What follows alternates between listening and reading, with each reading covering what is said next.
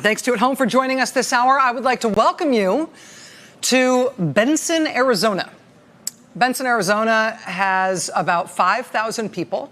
It's the home of Kartchner Caverns State Park. Kartchner, K-A-R-T-C-H-N-E-R, Kartchner Caverns State Park, which is like a big cave complex you can go see. It looks very cool, doesn't it? I'm kind of claustrophobic. I'm not sure I could totally handle it, but that's cool. Benson, Arizona calls itself the gateway to Cochise County, Arizona.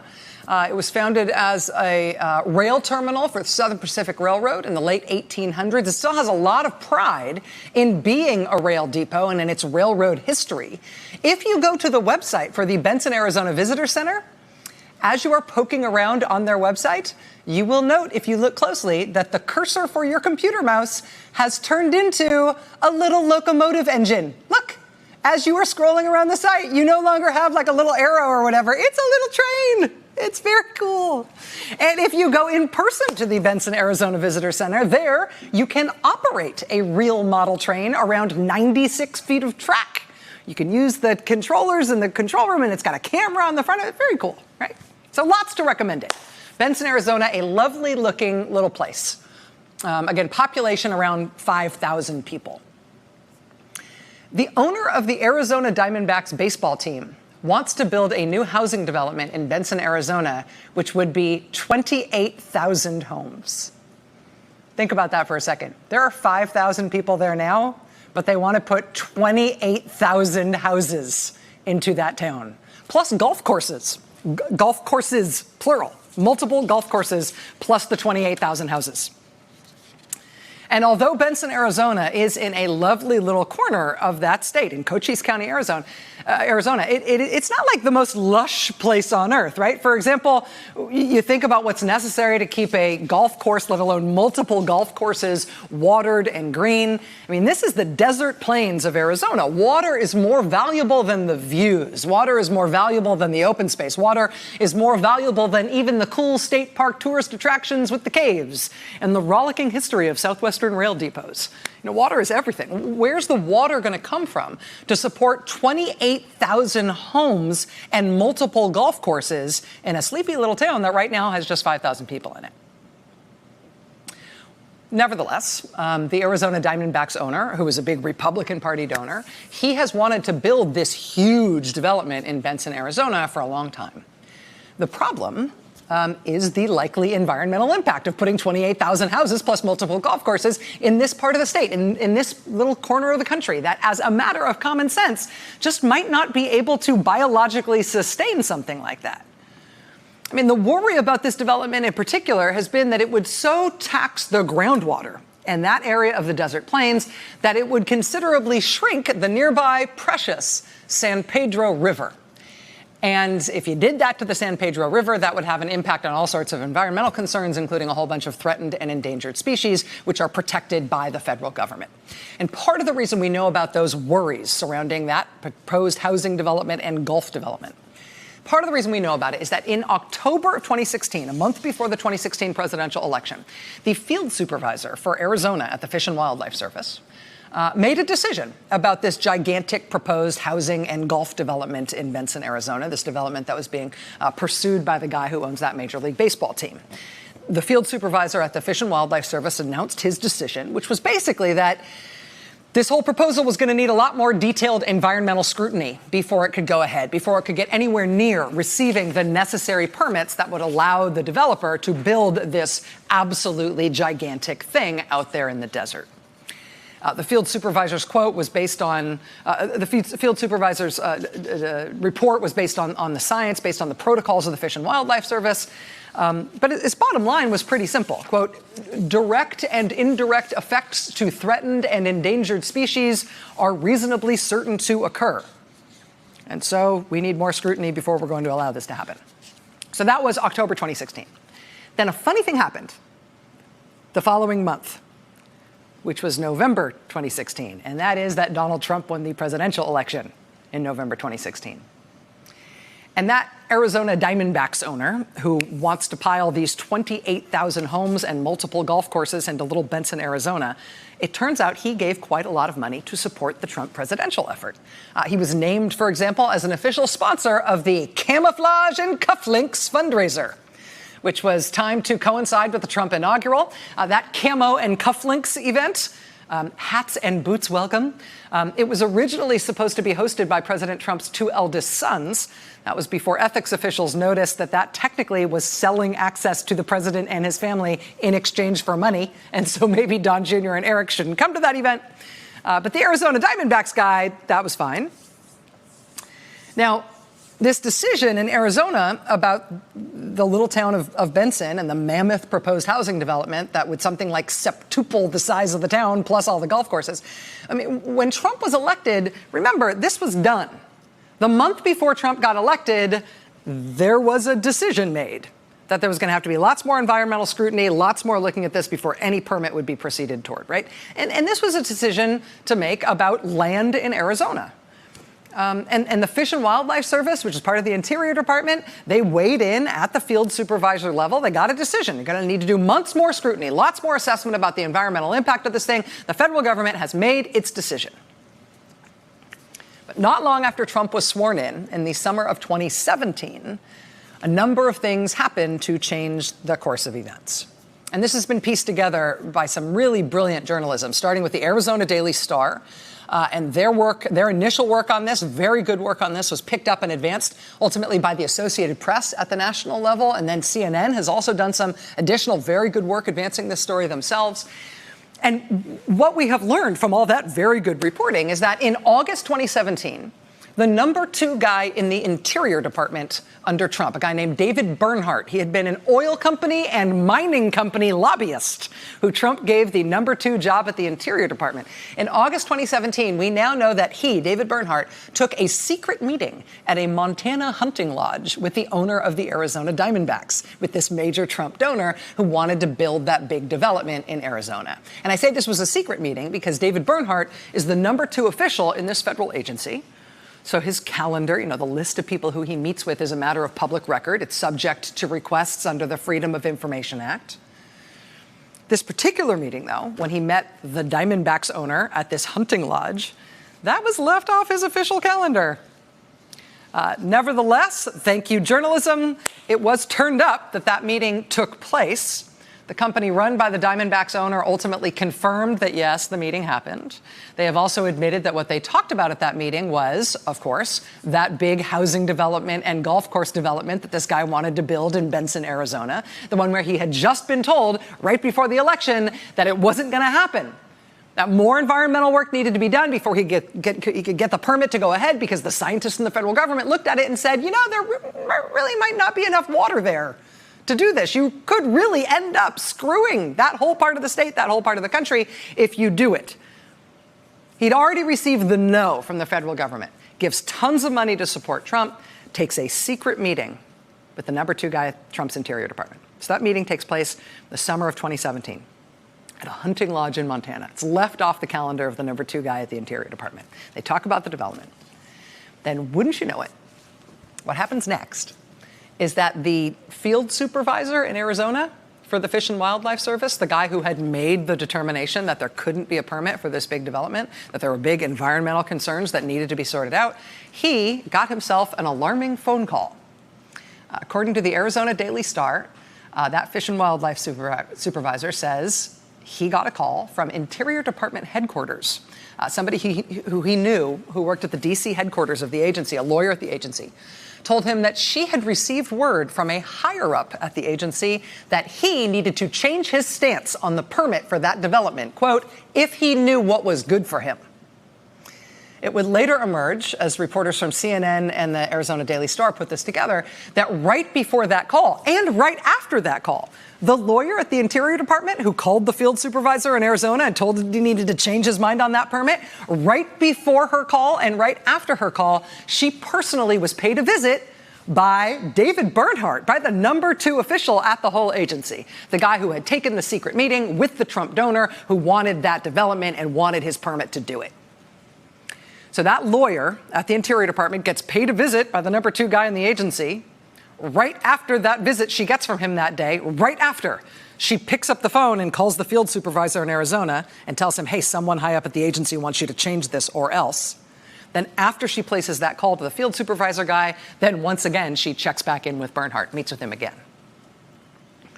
Back home in Arizona, the field supervisor who got the call, who found himself in the middle of all this, he ultimately went to the local press to explain what had gone down and what was so wrong about it.